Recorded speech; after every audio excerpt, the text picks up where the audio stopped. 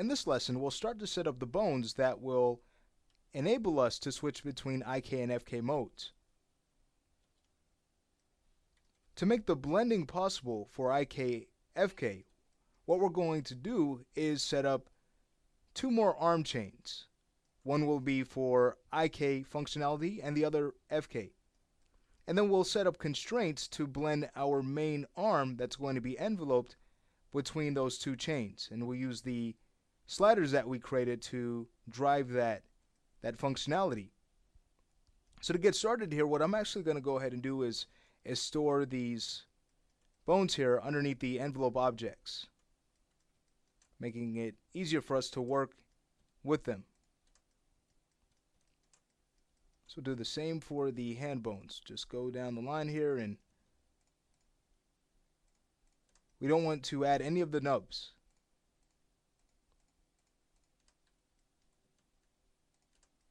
Okay, so with all of these selected, we'll open up our layer manager and add to the envelope objects layer. Okay, once that's done, let's go ahead and now clone our arm chain.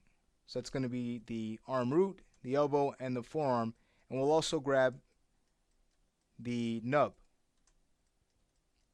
With all of those selected, we'll press Ctrl V, choose copy, and hit OK. This is going to be for our IK arm. So let's go ahead and create a new layer with these selected, and we can call this our arm IK bones. When we create the FK, which we're about to do now, we'll use that same naming scheme. Alright, so again, with these bones still selected, press Ctrl V, clone yet again, create a new layer. This is going to be arm FK bones. Again, we'll want to make the default layer active. Alright, so what we can do from here is hide our envelope objects. We can hide the FK arm bones and go ahead and rename the IK chain. We'll also want to recolor it as well. So starting from the first, this is going to be J DRV, since this is a driver bone, L arm IK01. Going to the next, it's going to be elbow, then forearm, then wrist N.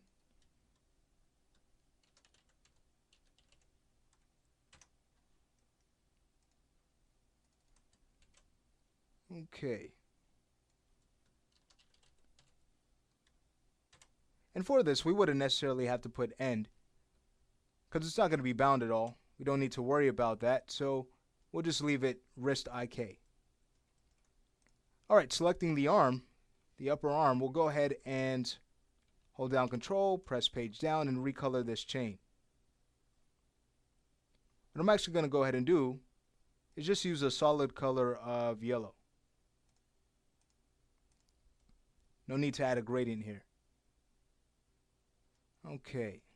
Alright, so once that's done, we can go ahead and hide this layer. What's nice about this is that if we were to go ahead and expand our arm IK bones layer, notice how we can get to these objects individually, which is great, and which is going to work out wonderfully when we go ahead and add our constraints.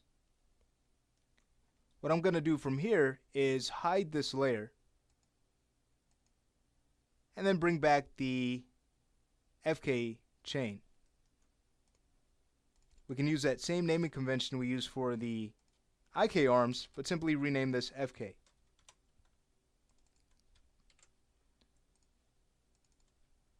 Alright, so the next one's going to be elbow.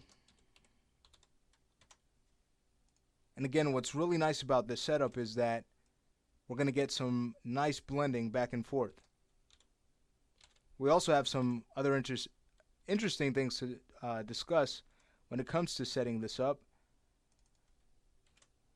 that I know will be very beneficial to you. Alright, so once that's done, let's say we go ahead and recolor this. Again, selecting that root, control page down. And we could use, let's say, purple for this. Alright, so now as we hide that, we can go ahead and bring back our envelope arm that's going to be bound to the character. And what I'd like to do from here is go ahead and hide the nubs. If you wanted to, you could always hide this envelope object layer, making it a little bit easier on us, and go through, control click. Be mindful of the sliders. I'll just hold down control, grab the rest of these, and add those two objects to hide. Okay, so from here we can go ahead and bring back our envelope objects layer. Okay, with these things done, what we're going to go ahead and do is stop the lesson here and continue this process of setting up our IKFK arms in the next.